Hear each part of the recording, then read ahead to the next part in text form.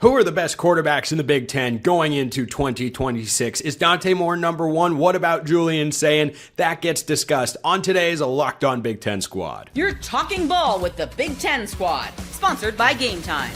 From USC to Ohio State, from Michigan to Oregon, from Nebraska to Washington, it's the local experts of the Locked On Podcast Network bringing you scoops, breakdowns, and the most comprehensive preview of the upcoming Big Ten weekend. No hurt feelings and thin skin allowed. Squad up, you're part of the Big Ten Squad. Happy Thursday, everybody. Welcome to this week's three-man Locked On Big Ten Squad. I'm your host, Spencer McLaughlin, the host of Locked On Ducks. Neutral arbiter couldn't be found this week. He's lost in a dangerous wilderness somewhere. Roman Tomashoff of Locked On Huskies is here with Trent Condon of Locked On Hawkeyes. Of all the hosts to show up for the quarterback show, how about Locked On Hawkeyes legend Trent Condon? I tell you what, the irony is not lost on me. So everybody sit back, relax, and get ready to enjoy it. Why don't we start with the list that was put out by Tom Fornelli over at CBS Sports? And I think it's a great list. I don't know that a better list has ever been put out in the history of college football. He's got history of lists, and I was going to be stunned there for a second. Well, it's close. It's close, but there have been some great lists out there. So I didn't want to be too dramatic. You know, I wanted to have the proper amount of excitement there. Dante Moore's number one. Nice. Julian Sayin, number two. Jayden Maiava, 3. Josh Hoover, 4. Damon Williams, 5. Rocco Becht at Penn State, 6. Bryce Underwood at Michigan, 7. Caden Houser, number 8 at Illinois. Malik Washington, 9 at Maryland. Sneaky good pick. Number 10, Colton Joseph at Wisconsin. Roman, let's start with the top 5 and your guy Damon Williams coming in at number 5. Is that right that he's behind Josh Hoover, Jayden Maiava, Julian Sayin, and Dante Moore? I know at least one of those is right, but you can debate the others if you like. So the one that I sat there and looked at was, is Josh Hoover the one that you really want to put him ahead of Damon Williams at this point in time? And then I remember we had the same conversation on this show a year ago as it pertained to Fernando Mendoza. So yeah, I think this is right. I think this is fair. And with Damon's struggles in the big games last season, in the 3 losses to teams that were ranked at the end of the year, and then Wisconsin, this feels like the right spot because there are still things in Damon Williams' game that are not perfect. He still needs to continue to throw over the middle of the field, and he needs to be better about throwing the ball away at different points in time and not taking hits when he doesn't need to.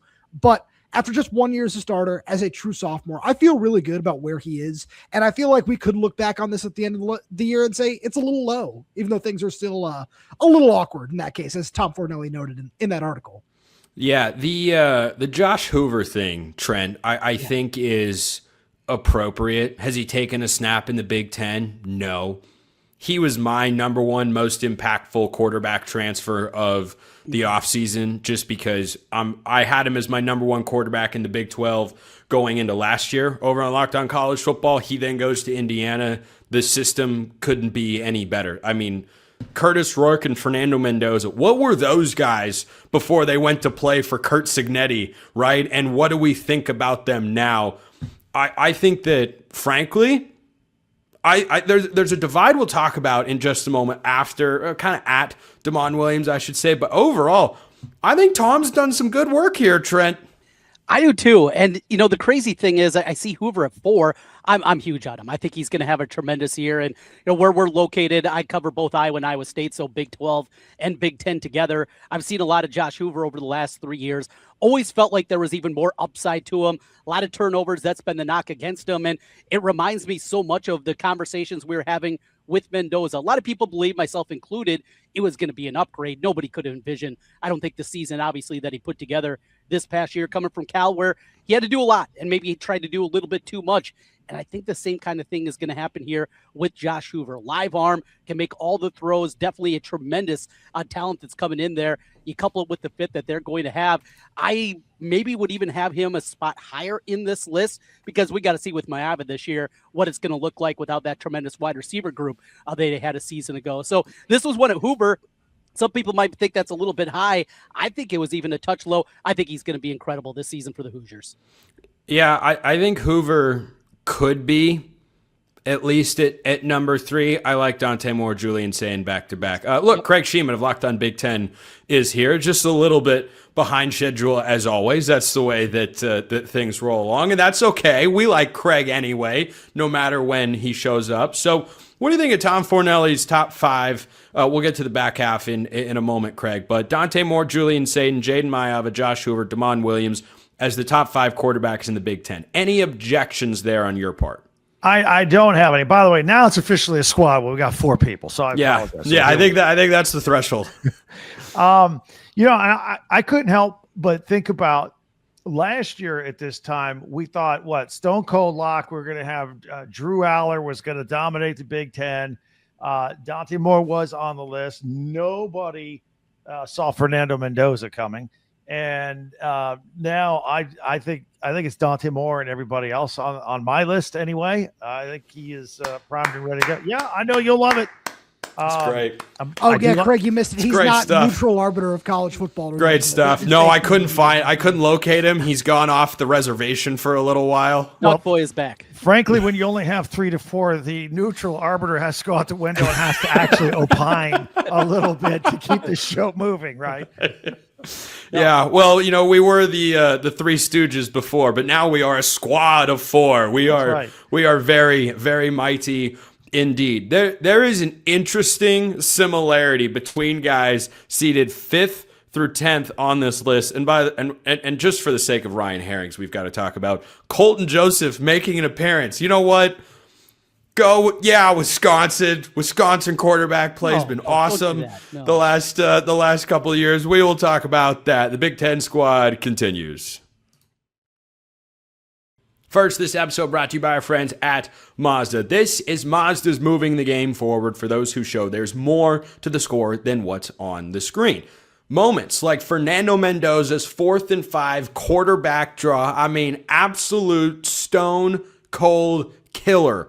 That guy, I can't believe it was the play call at some level, though I understand because, it worked out, of course, for the Indiana Hoosiers. Even Mendoza said he couldn't believe that was the call, but went out, got a block from Pat Coogan, executed in Indiana, won the Big Ten's 3rd straight national championship. Those moments remind us of what it really takes to raise the bar. It's the extra work off the field, dialing in every detail, giving it that extra fire, that grit, and I never quit mentality. Mazda puts that same passion into every single model. Highlights like Fernando Mendoza's scramble, amongst other great plays made by the quarterbacks on this list, they make the real. What it took to get there makes it count. There is more to a Mazda because there is more to you. All right, here's the cutoff that I notice after 4, and you could maybe even put Hoover into this particular camp. I think the common theme, Roman, I'm starting with you on this, between guys 5 through 10 is questioning whether they can deliver in the big game. You mentioned it with Damon Williams earlier, but Bryce Underwood looked good against some lower level competition, but against some of the best teams, not all of them, some of the best ones he played this past year, like Ohio State, didn't look quite as good. Rocco Becht, same sort of thing. He's got, I think, a little bit more big game cachet, but I think we're all sitting here wondering, is he really capable of being one of the best quarterbacks in the Big Ten? Am I just overreacting to something that clicked in my head 3 minutes ago? No, I think this is fair because I bring up the Damon Williams part and all that. With Rocco Becht on top of that, we have to see it against Big Ten defenses now, which is going to be a completely different discussion than what it was in the Big 12. And I want to take a step further, Spencer, because you talked a little bit about Malik Washington earlier. I think that he's a little underrated on this list. And this is one of those guys where I don't even want to, because it's just so rare to go out there and see these true freshman quarterbacks deliver in such big moments. I don't know if it's necessarily fair to lump him into that category this early in his career. And I feel like with just some of the defense that we saw from Maryland last year as well, you can't throw so much of that on him. And I'm really looking forward to seeing him potentially take a big step forward this season too. Yeah, I agree. The completion percentage wasn't there, but threw for almost 3,000 yards on a dreadful Maryland team. 17 touchdowns, 9 picks, 58% completion percentage. So I'm with you at number 9. Like Caden Houser at 8 at Illinois. Like, am I really sure? Trent, would you take Houser over Washington at this point in time? I don't know that I would. Absolutely not. And I mean, if all things are equal, we know that Maryland will get off to a tremendous start and then they'll fall apart in the back 2/3 of the year like they do seemingly every single season. Death taxes in Maryland's path. Right, exactly. I mean, if you could have September Washington, it'd be a no-brainer. And overall, I mean, if you put Washington in Illinois' spot, and if you took Houser and put him in Maryland's spot, would you have the rankings the same? Yeah, I'm completely with you. You talk about upside for Malik Washington. It's definitely there. We saw the spurts in his first year and a lot of excitement about it. Is he going to have enough help, though? That remains the question. In terms of raw talent, I think you could even make an argument for Washington. He should be up maybe in that 5-6 range when you're talking about that. But I'm sure there's a little bit more that goes into it than just what we think about these guys, their prospects, how good they are, because it's also about your surrounding talent. That's the big question, obviously, at Maryland. Craig, I want to throw this one at you, specifically in the 7 versus 6 matchup. I will not be saying it the other way just for the dumbest meme of all time. Thank you. Would you really? No, Craig. That was not an I'm just invitation showing to you. do that. I'm No, just showing Craig. you. Somebody my age knows what that. Gosh darn it. I have laughed at this nonsense, and I hate myself for it. Anyway, would you take Rocco Becht over Bryce Underwood? Because I like Rocco Becht, gamer, but man, Bryce Underwood's upside is what? Top 10 pick in the NFL draft? Rocco Becht can't sniff that area. Michigan's actually got him a quarterback coach. Kyle Whittingham is there. Heck, I might take Bryce Underwood over Damon Williams, and I like Damon Williams. I think that's fair. The fact that he didn't have a quarterback coach and the whole Sharon Moore, I guess, that looking back, it wasn't really a good developmental staff for him. And I remember when Bryce Underwood said, no, I'm still going to LSU. I'm not going to Michigan next door because I want to go play for Brian Kelly and develop myself as a quarterback. And then all of a sudden $12 million showed up from Oracle. He's like, oh, okay, I'm going to be a Wolverine. He didn't develop at all last year. In fact, I think he played better when Biff Poggi was calling the shots for those 2 games. Or actually 3 when you include the bowl game. But I was fascinated early on in the year last year between Bryce Underwood and Malik Washington. I was willing it to happen. Like, oh, maybe we can have a Big Ten freshman of the year battle week in and week out. And actually early on last year, if I recall, when we're wondering when we could take the training wheels off of Bryce Underwood, Malik Washington was throwing a couple of 300-yard games here and there. And part of that is because he's at Maryland. Say what we will about Mike Locksley. Say what we will that they are guaranteed to start out 4-0 and then probably finish 4-8. Did you know that Talia Tagovailoa is the all-time leading passer of the Big Ten from when he was at Maryland? A lot of people don't realize that. But they throw the ball there at Maryland. So it's a great spot for him to be. I don't know how much longer Locksley's going to be there. But I am looking at Underwood to take a massive step forward this year. I'm looking forward to spring football. I just want to check it out a little bit. I actually did a podcast on it a couple of days ago. I think the pressure's on his shoulders. I think he's got everything in place to get himself developed. We like to see a lot of improvement from year 1 to year 2. This is Bryce Underwood's trophy to take, not by Big Ten championship trophy, but just really to go up and take that next step as a quarterback, I think, this year. And yeah, you're right. He's going to be a top 10 pick in the NFL someday, I think. It could be. Yeah, I mean, the last quarterback for Michigan didn't work out as well in the NFL. I got a buddy who's a Vikings fan who are not the Super Bowl champions like my Seahawks. What do you think, Roman? Yeah.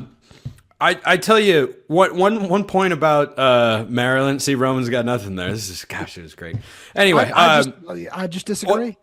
One, you disagree that this thing, though, by the way. Yeah. Disagree that the Seahawks won the Super Bowl. Is that what we're disagreeing on? I disagree. It's not a this is the Big Ten squad. Yeah, it is. But you're a Patriots guy for no particular reason. Really? I mean, there is a good reason, but yeah, there is a good reason. That's okay. One thing with Maryland, Craig, that I could see happening. I think we're all waiting for Mike Locksley to get fired at some point. Can you imagine the lineup of programs that are going to go and try and raid that Maryland roster? You're going to have Malik Washington with 2 years of developmental experience in a passing offense. And they've got Zion Ely, who's one of the top players in the country, coming in. And look, maybe Maryland's NIL collective can pull a rabbit out of the hat and keep those guys around. But man, I think whenever that domino falls, those are just the 2 most high-profile pieces that I think schools like Oregon, Ohio State, big-time SEC programs are just going to try and go after. I You think can't forget the other Zion. two edge rushers either. That's the Right, yes, correct. Zion's the 5-star offensive lineman coming in, right? Defensive lineman, yeah. Okay. I think that guy's the only reason that Loxley still has a job. They didn't want to lose him when he committed. I think that's the only reason he's still there right now. And you're right; those two pieces, gonzo if he gets fired. Yeah, I think they'll be pretty quickly out the door. When we get back, I have a question for Trent that is certainly on everybody's mind because everyone wants to know the answer to this question. First, this episode brought to you by our friends over at Game Time. The biggest stretch of the college basketball season is almost here. Buzzer beaters, bracket busters, and those unforgettable moments that everyone's talking about the next day. Being there live for something like that, it's bucket list stuff. The hardest part is always actually getting tickets. Long queues, prices jumping around, surprise fees at checkout. That's why you want to use the Game Time app, which gives fans the advantage with constant innovation. It's how you unlock amazing tickets and experiences in just a few taps. I have tickets on my phone to 2 different types of events in 2 different cities in the coming months that I bought on Game Time. Why? Because I got a great deal. I know exactly what to expect. The process is easy. They're right on my phone. I've never had an issue, and I've used Game Time several times in the past. It is the way you want to go for college basketball or anything else. Take the guesswork out of buying college basketball tickets with Game Time. Download the Game Time app. Create an account. Use code LOCKEDON for $20 off your first purchase. Terms apply. Again, create an account and redeem the code LOCKEDON for $20 off. Download the Game Time app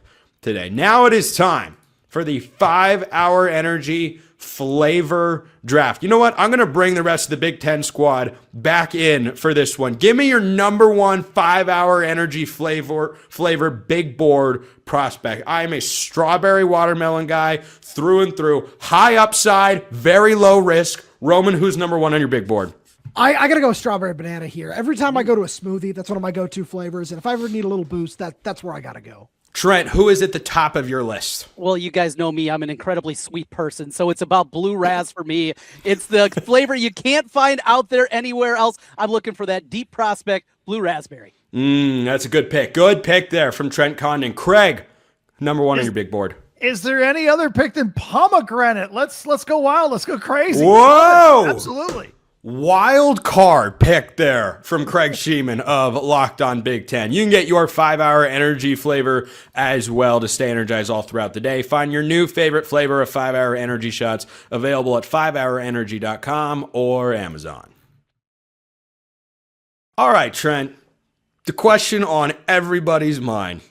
How in the world is an Iowa quarterback not on somebody's list of the top 10 quarterbacks in the Big Ten? And as a reminder, there are 18 teams in this conference, meaning if you're not in the top 10, you don't have a top half quarterback in the league. How is that possible, Trent? Top 9, Spencer.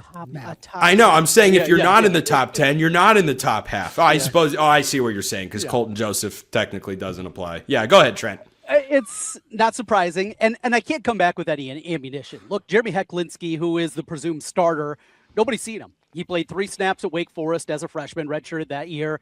He was the number 3 quarterback coming into this season, actually supplanted Hank Brown after Iowa blew the game and was a screen pass away from beating Indiana back in October, as we all know. Had him beat with the screen pass. Hank Brown couldn't complete it, and Indiana continues their undefeated run. Not competing against Indiana? That's us right here. Yeah, that's you guys had different conversations. We got in that one, definitely. So with Hechtlinski, the thing that I do get excited about, I have no problem with him being 18th. I think he probably should be 18th on this list because we really don't know. He's a little guy. He's 5'11". He's not thick either. It's not, a situation where we're talking about a big, strong guy, but he can move around. And what we've seen these last couple of years, and certainly this last season, with a quarterback that is mobile, moving past the Spencer Petruses, the Nate Stanleys of the world, and getting to a more dynamic quarterback that can at least do something with their legs. Gronowski was a stud with that. The passing wasn't quite there. Hechtlinski's got a lot of upside, a lot of excitement. And to do that, to take over the backup role in the middle of the season at a program like Iowa, Kirk Ferentz doesn't like to do things like that. He does not like to make any kind of movement at the quarterback position. I think says a lot about what Tim Lester's looking for in a quarterback. I think you're going to see continued development out of the passing game. And I think by the end of the season, he's not certainly going to be the 18th quarterback in this league. The question for Hawkeye fans is probably going to need a little bit more out of the quarterback throwing the ball this year. Could even be in the top dozen, the top 12. You put him 12th next season. You give that to me right now on a platter. Say he will be the 12th best quarterback in the Big Ten. I would take it because that means I was at minimum probably 9-3. Very well could be 10-2. Craig, you look eager to jump in. Yeah. First of all, can I say that your tease going into the break, hey, big question for Trent. I mean, you had me hooked. I was like, where are we going next? And to come out and deliver by talking about the 18th ranked quarterback in the Big Ten, who we hope to be number 12. Remember when we were kids and we say, yeah, we're number 1. Does anybody have a foam finger that says, hey, we're number 12? You just gotta buy one of those peace foam fingers and then hold them up together. No, 12. Great job by you. I have been beaten down. Thank you. Iowa football. Yeah. By the way, speaking of 5'11" quarterbacks, Roman, any comment on whether they can have success in the Big Ten? They certainly can. We've seen that, right? Damon Williams had a game where he threw 400 yards and rushed for 130. It's certainly very possible. So Trent, if that's your biggest holdup, there's hope for you, brother. Very nice. Very, very nice. I want to talk about Colton Joseph. That's a name plenty of folks probably don't know. But, Craig, I want to start with you on this. Colton Joseph, FCS transfer coming over to be Luke Fickell's savior. And I'm not being facetious when I say the best thing he could do for Luke Fickell is don't get hurt. It has been 2 straight seasons of banged up starters and a lineup of backups that don't meet the smell test for what you need to compete in the Big Ten.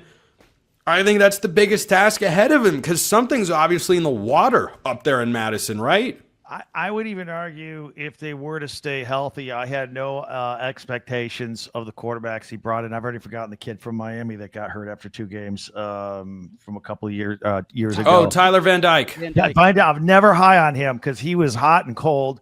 To come out and say we're going to change all of Wisconsin from ground and pound to dairy raid, and you lead with Tanner Mordecai. What are we doing? The kids he's bringing in to transfer, he keeps striking out a quarterback. That's the big problem. And I grant you, they got injured, but I was never thrilled with the guys he was bringing in the first place. And you think a guy like Luke Fickell could get the quarterback position right, or at least just be middle of the road. Be like Iowa, root for the 12th best. 12th, something. 12th. Yeah. Sorry for the shot, but that's all it would take. Just be mediocre at quarterback, and Luke Fickell can coach for many, many more years. Can I throw this at you as a name that's not on the list, but is a big name, and if the situation's right, we've seen how good he can be. No Nico Iamaleava on this list. He's on the list. He's number 12. He's 12. Number 12. What you're shooting for? But we're just. Yes, he's Iowa's dream. I was just looking at the top 10, and look, Colton Joseph, interesting guy coming over to Wisconsin this offseason. How many amongst the 4 of us, show of hands, how many of you, if your team, for Roman that's Washington, me that's Oregon, Trent that's Iowa, Craig that's Indiana, if you had the choice in the portal going into this year between Colton Joseph and Nico Iamaleava, how many of you are taking Colton Joseph? For those listening on audio, that is 0 for 4. How many of you are taking Nico in that debate? Yeah, I will. Yeah, all 4. That's 4 hands for Nico. That's like the most positive moment on a podcast Nico has had said about him in a very long time. It's the only reason I wanted us to put our hands up right there. But I think that could be the biggest riser. I mean, I don't know, Roman, Bob Chesney, UCLA. I've seen crazier things happen. Sure. I mean, yeah, that's if that's the way you want to look at it. I just can't get over just how often he turns the ball over and just some of the dumb things he does multiple times a game, man. Just running into sacks and all these different things. Can Bob Chesney turn it around? Sure. It's going to take a whole lot to convince me that he actually is going to be able to do it with Nico specifically. I mean, Nico beat Penn State last year. Yeah. I'll give you a hot take. 19th ranked quarterback that maybe keep an eye on. Tavien St. Clair as a 5-star kid who's been sitting in Ohio State for a year. Julian Sayin, I know he was a Heisman finalist. He got almost no votes. He was like last place of the 4 finalists there. He's not mobile at all, but Tavien St. Clair is mobile. He's thick. He's strong. I don't know. I would just say stranger things have happened there too. Keep an eye on him, because what are they going to do? Park him for 2 straight years as a 5-star? They're going to lose him. I don't know. I'm going to be curious watching that battle, because I think there might be a little bit of a battle in spring football between those two at Ohio State. Interesting. Trent, anybody not on the top 10 list that you think could get there by the end of the year? Yeah, Nico, I think, is an interesting conversation at the very least, as we've kind of run through that. I go all the way down. The kid from Michigan State, and I'm not going to try to pronounce his name right now because I'll screw it up, but we saw glimpses of him last season where you saw somebody that has something. We'll see what it looks like, kind of everything and all the new pieces that are going to go around there, but maybe not even top 10, back to the top 12 again. I think that's a guy that could definitely ascend up the list. He showed enough last year with Sparty that could be a guy we'll be talking about that. Yeah, there was a lot of improvement that we saw as a full year as a starter. How about the guy that he's replacing, Aidan Chiles? I was just about to say, no one's showing love to Aidan Chiles and his offensive coordinator, Chip Kelly. Yeah. Oh, what a world. What a world. In a brand new stadium coming sometime, not for opening day. Yeah, not for opening day, but they'll have it at some point in time. We'll wrap it there. Roman Thomas, Shav, Locked On Huskies, Trent Condon, Locked On Hawkeyes, Craig Sheeman, Locked On Big Ten. I'm Spencer McLaughlin from Locked On Ducks and Locked On College Football. Appreciate everyone listening. We will see you next time, and until then, hope you have a wonderful rest of your day.